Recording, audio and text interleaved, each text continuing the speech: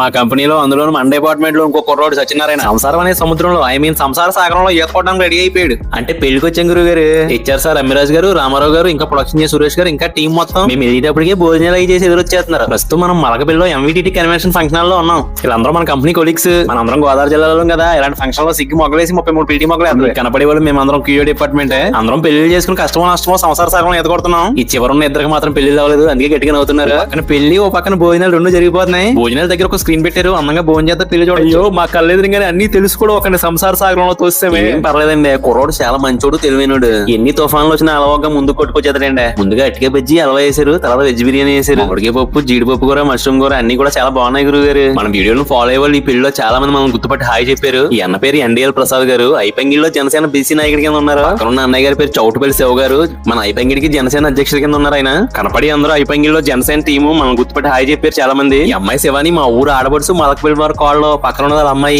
ముసలైన జంట. ఒకళ్ళు సత్యనారాయణ తేజస్విని ఆశీర్వదించడానికి స్టేజ్ మీదకి వెళ్ళాం. పెళ్లి కొడుకు సగ్గా నవ్వుతున్నాడు. పెళ్లి తర్వాత కూడా అలాగే ఎప్పుడు నవ్వుతా హ్యాపీగా ఉండాలని చెప్పి అందరం విషయం చెప్పి ఫోటో కొట్టించాం. పెళ్లి కొడుకు బాబాయ్ బ్రాండ్ బాబు రమంతో ఫోటో కొట్టించాం అందరం. అదే గురువు గారు మ్యాటర్ ఉంటామండి మరి.